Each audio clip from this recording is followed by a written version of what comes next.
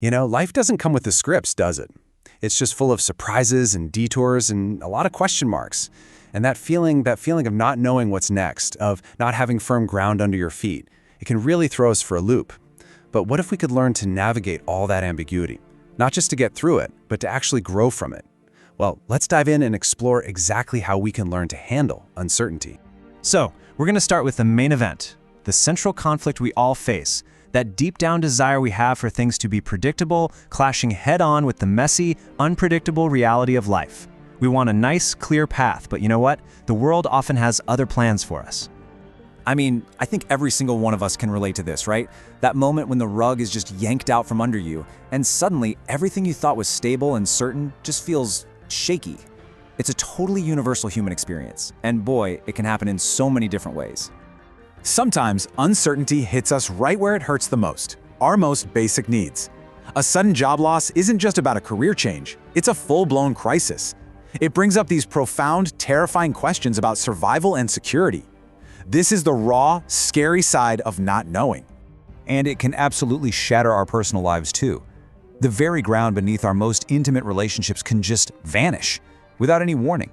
And it leaves us grappling with this incredible emotional shock and a future that looks nothing like the one we had planned just yesterday.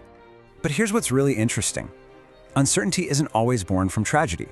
Even positive, totally expected life changes, like a child heading off to college, can open up this huge void of, okay, what now? It really challenges our identity, our sense of purpose. So you see, whether it's from a crisis, a personal shock, or even a happy new chapter, the theme is always the same. We crave a solid foundation, something we can count on. But life, just by its very nature, is ambiguous, and that creates this fundamental mismatch. So to understand how to deal with it, we first have to understand why it affects us so deeply.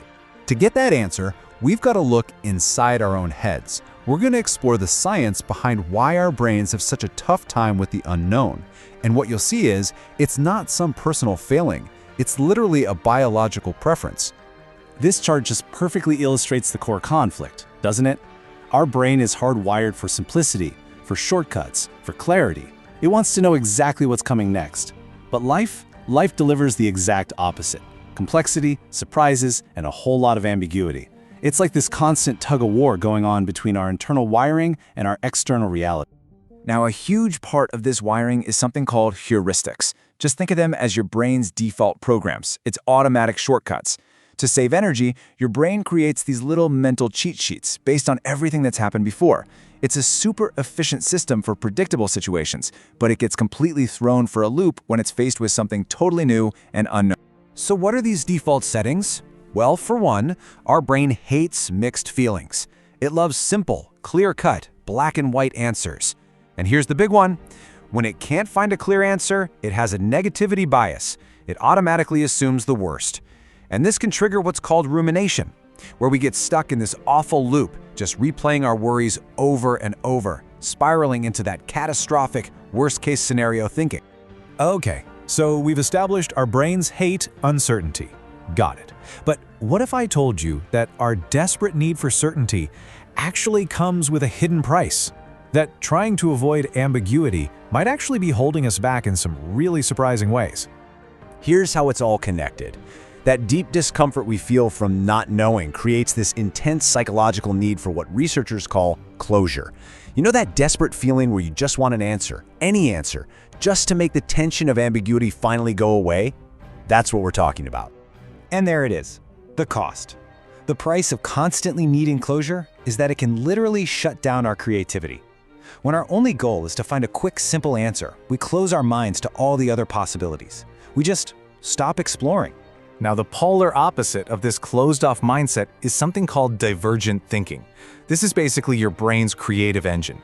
It's the ability to be mentally flexible, to look at a single problem or even just an object and see a whole world of possibilities and solutions. So let's make this real. Let's try a little experiment right now. Just take a second and think about it. Other than holding papers together, what else could you do with a simple paperclip? This is a classic test of divergent thinking. And this right here is divergent thinking in action. Could it be a lockpick? Yeah. Or a tiny little screwdriver? Absolutely. What about that little reset tool for your router? Or an emergency fishhook? That's the whole point. A divergent thinker doesn't just see a paperclip, they see a whole toolkit of potential. And this is the kicker, the crucial finding from the research. There is a direct link. People who have a really high need for closure, the ones who just can't stand ambiguity, they tend to perform poorly on these kinds of creative tasks. Their need for a simple answer literally gets in the way of their ability to imagine. So, if needing certainty stifles our creativity, how do we get better at, well, not knowing? The good news is we absolutely can build our tolerance for ambiguity. So let's look at a couple of really powerful tools to help us do just that. The source material points to two fantastic strategies. First, there's engaging with stories. Things like reading fiction, for example, have actually been shown to make us more comfortable with complex characters and unresolved plots. But the second tool, that's something you can start doing today, and that's writing. And look, you do not have to be a great writer for this to work. The key is just to start. Set a time, put pen to paper or fingers to keyboard, and just let whatever is in your head flow out. No editing, no judgment, absolutely no need for perfection. It's the process itself, not the final product, that works the magic here. And that's all it takes, seriously, just 15 to 20 minutes a day. This simple, totally manageable habit of what's called expressive writing is enough to start seeing some incredible benefits. It's all about consistency, not how long you do it. And we're not just talking about feeling better. These benefits are measurable, physical and mental health improvements backed by tons of research. We're talking about a stronger immune system, reduced anxiety. The simple act of translating our chaotic thoughts and feelings into words can have a truly profound impact on our well-being. So, we've seen how uncertainty triggers our brain's internal alarm bells, how our desperate need for certainty can actually limit us, and how simple practices like writing can help us build a whole new relationship with not knowing. And this brings us to a final, really powerful shift in perspective. So this is really the final thought I want to leave you with. We can spend our entire lives seeing ambiguity as a threat, as something that needs to be eliminated. Or we can reframe it. We can see it as a space for curiosity, for creativity, for learning. What if life's biggest question marks aren't actually problems to be solved, but invitations to grow? Now that is a thought worth holding on to.